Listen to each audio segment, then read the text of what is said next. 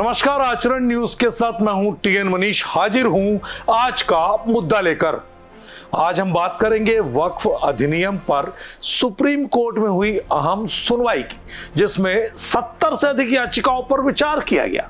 इस दौरान देश की शीर्ष अदालत ने केंद्र से चुभता सा सवाल किया, क्या मुसलमानों को हिंदू धार्मिक ट्रस्ट में आप शामिल करेंगे? चीफ जस्टिस और सॉलिसिटर जनरल के बीच तीखी बहस हुई। चीफ जस्टिस ने केंद्रीय वक्फ बोर्ड के प्रशासन में गैर मुसलमानों को शामिल करने के तर्क पर सवाल उठाया तो सॉलिसिटर जनरल मेहता ने कहा कि वक्फ परिषद में सदस्यों के अलावा 2 से अधिक गैर मुस्लिम सदस्य नहीं होंगे। इस पर बेंच ने कहा, नए अधिनियम में वक्फ परिषद के 22 सदस्यों में से 8 मुस्लिम होंगे। इसमें 2 ऐसे जज हो सकते हैं जो मुस्लिम ना हो। ऐसे में बहुमत गैर मुसलमानों का होगा। इससे संस्था का धार्मिक चरित्र कैसे बचेगा? सुप्रीम कोर्ट की पीठ, जिसमें जस्टिस डीवाई चंद्रचूड़ और जस्टिस सूर्यकांत शामिल थे, ने याचिकाकर्ता से पूछा, आपके अधिकारों का उल्लंघन हुआ है क्या? क्या आपकी कोई संपत्ति अधिग्रहित की गई है?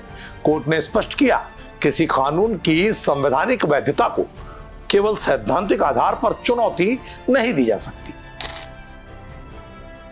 जबकि सॉलिसिटर जनरल तुषार मेहता ने तर्क दिया कि वक्फ अधिनियम एक विशेष समुदाय के लिए विशेषाधिकार प्रदान करता है, जो संविधान के अनुच्छेद 14 और 15 का उल्लंघन करता है।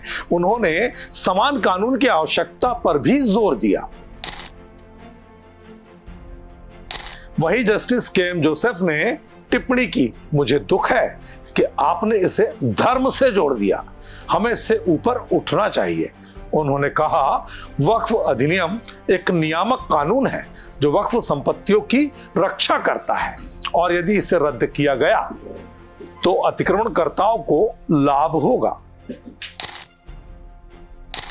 आज यानी गुरुवार को शीर्ष अदालत में इसी मसले पर जो सुनवाई होनी है, उसके मुख्य बिंदु इस प्रकार हैं। वक्फ अधिनियम की संवैधानिक वैधता, इस पर भी आज बहस होगी कि आखिर वक्फ अधिनियम की संवैधानिक वैधता क्या है। वक्फ बोर्ड को दी गई शक्तियों की सीमा, इस पर भी तर्क वितर्क माननीय न्यायालय के सामने होंगे कि इसकी सीमा क्या होनी चाहिए। वक्फ के अधिकारों की, विभिन्न समुदायों के लिए समान कानून की आवश्यकता। नेचुरल लॉ ऑफ जस्टिस यानी नैसर्गिक न्याय का सिद्धांत यह कहता है कि सभी समुदायों के लिए एक समान कानूनी व्यवस्था होनी चाहिए। जबकि इस पूरे मामले में पहले से तो सियासत गर्म थी ही।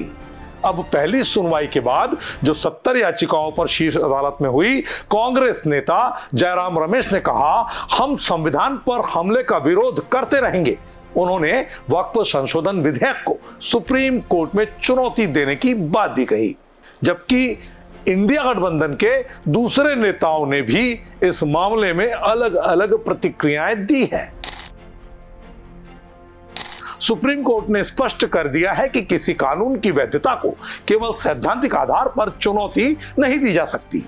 आज की सुनवाई में उपरोक्त बिंदुओं पर जो चर्चा होगी, उससे देश भर में व्यापक प्रभाव पड़ेगा, क्योंकि इससे यह साफ हो जाएगा कि आखिर जो 70 याचिकाएं लगी हैं, उन याचिकाओं के मर्म में यानी उसकी गहराई में क्या है, और आखिर वाकई में क्या सरकार की मंशा इस तरह के बंधन के साथ समुदाय विशेष की जो पुरानी परंपरा और प्रक्रिया है, उनकी जो मजहबी आजादी है, कहीं उस पर इस तरह का कोई अंकुश लगाने की मंशा तो नहीं है। लेकिन सुप्रीम कोर्ट ने यह भी तय कर दिया है कि आखिर इस पूरे मामले में अगर विधेयक पारित हुआ है दोनों सदनों से, तो कोर्ट सीधे तौर पर इस तरह का हस्तक्षेप नहीं करेगा, लेकिन 70 याचिकाओं पर सुनवाई करके सभी की बात सुनना शीर्ष अदालत ने स्वीकार किया है। और यह मामला आज की सुनवाई के बाद साफ हो जाएगा